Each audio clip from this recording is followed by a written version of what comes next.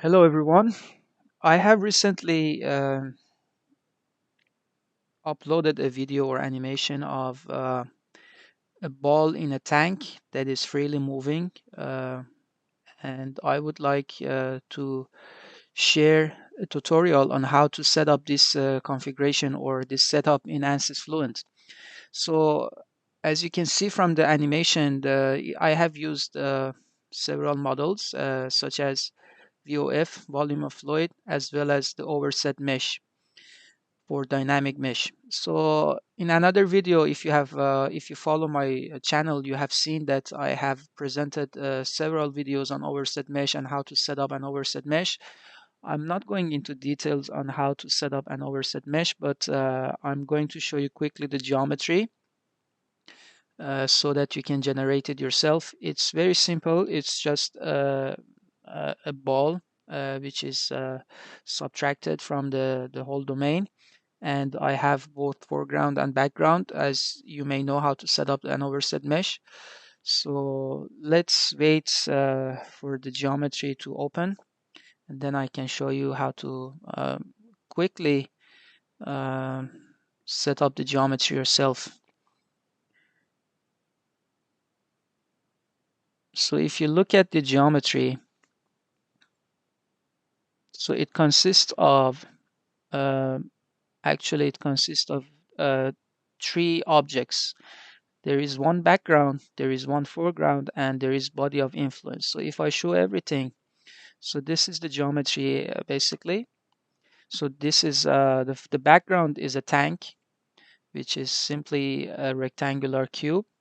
So if I hide both body of influence and foreground, so you see this is a tank and there are two inlets, and the dimensions are basically just 1 meter and zero point 0.6 meter or 60 centimeter on y and z direction. So this is the background, and then there is a body of influence which is going to cover the interface between water and air, and then I have the background which is my ball. The ball is subtracted from the background. So let me just quickly show it. Yeah. So you can see that there is a ball in the middle that is subtracted from the background, from the foreground. So this is the simple geometry, and the meshing is followed by this geometry. The foreground is a little bit finer compared to the background. I can show you the dimensions very quickly. The body of influence as well should be finer than the background because it is going to cover the interface between the water and air, as I said, and there are much happening in this area, so you have to make it fine. So if you look at the mesh, so I have two body sizing. One is basically body of influence with the dimension of 7 centimeter. So the element size is 7 centimeter, and I have the body sizing for the background. Uh, I mean the foreground where the ball is located, and I have put the element size of 8.5 centimeter or 8.5 millimeter. So this is 8.5 e to the power of minus 3. Yes.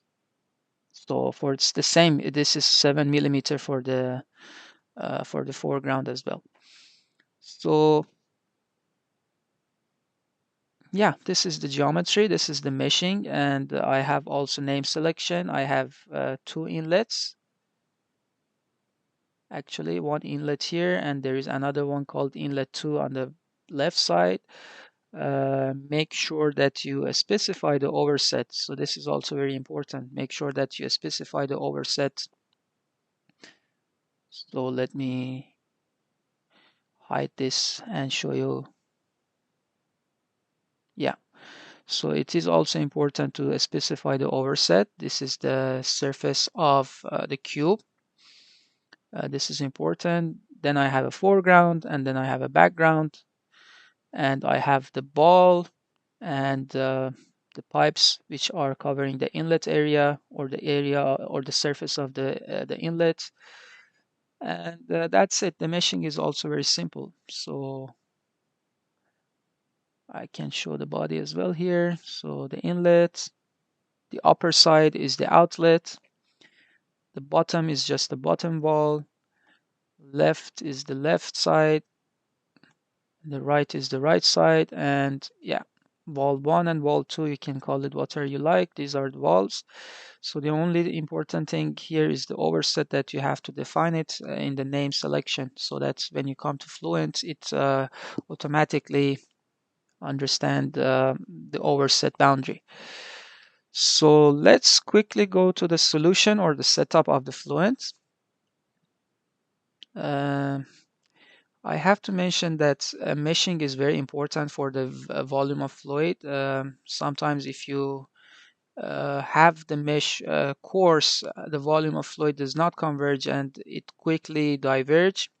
So this is very important to have a mesh that is fine enough, actually, both in the area that there is an interface between water and air, and also in the background as well as the foreground. So if you run the case and you notice that the simulation is crashing, it's 90% because of your mesh, which is quite coarse in this case. So let's look at the general setup.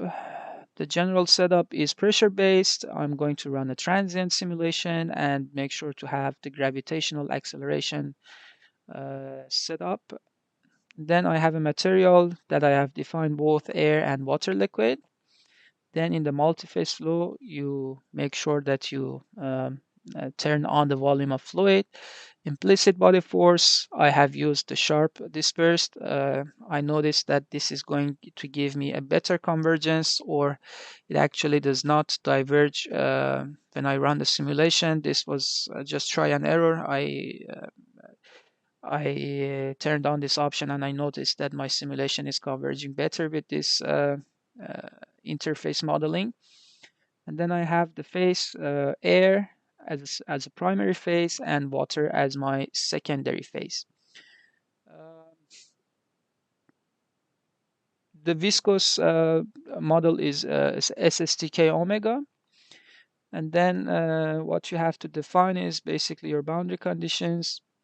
I have two inlets. I have set up a velocity magnitude of 1 for both of them, and when it comes to the phase, make sure that you turn on the water or put the volume fraction of water to 1, because you want to pour water from your inlets and not air, okay?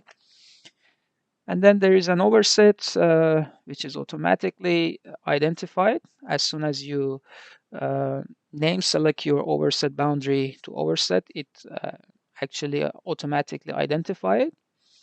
And then you have to set up your interface, overset interface, select background and foreground, give it a proper name. You can call it overset or whatever you want, and then click on create. And uh, then there is dynamic mesh, which is also very important. So first you have to define your function. You want to have six DOF. You want to have 6 degree of freedom.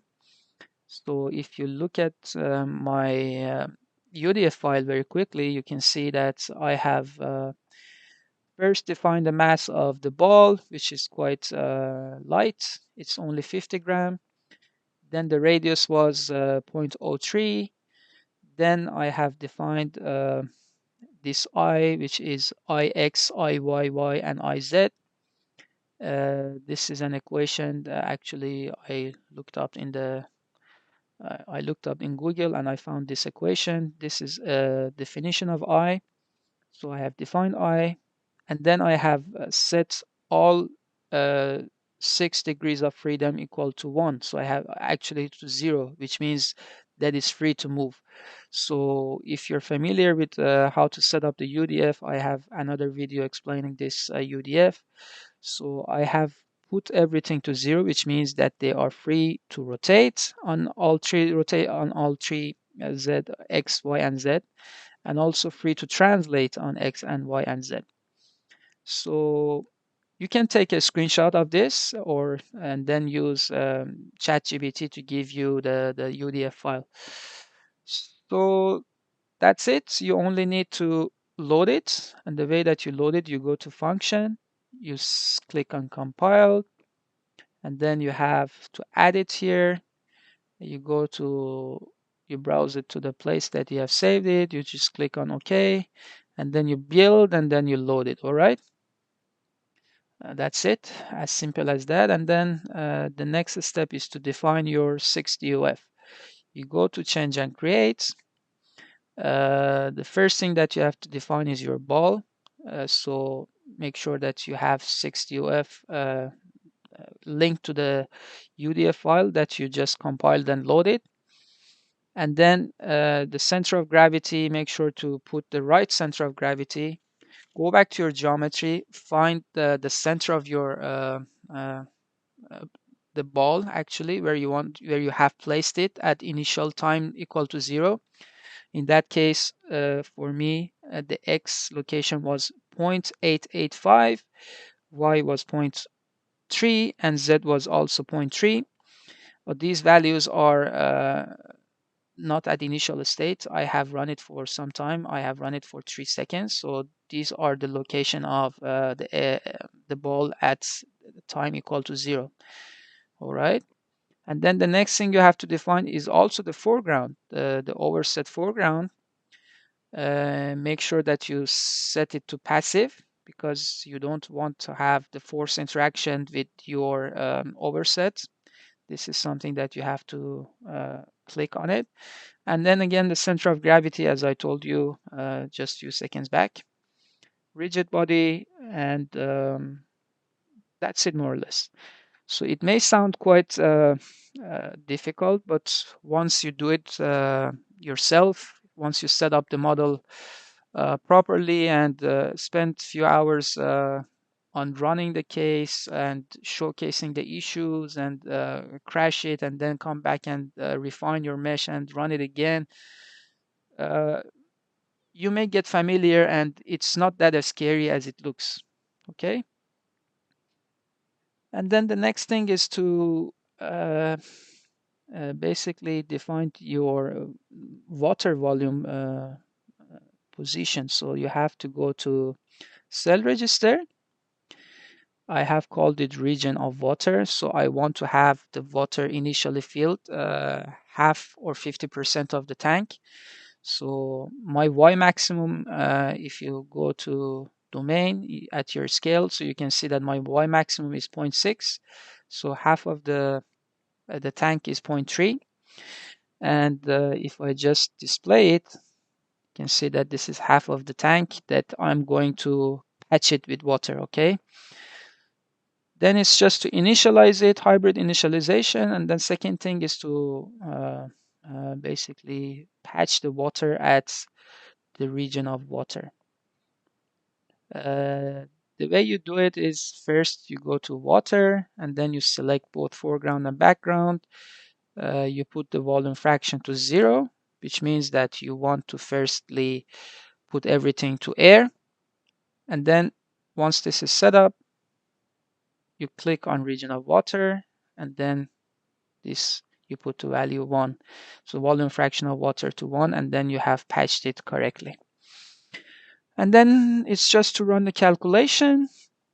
So the time step, you have to make sure that your time step is small enough. If you put it large, I have tried with actually with 0.005, it crashes. So it doesn't work with even 0.004, 5. So you have to lower it down to almost 0.0025 second.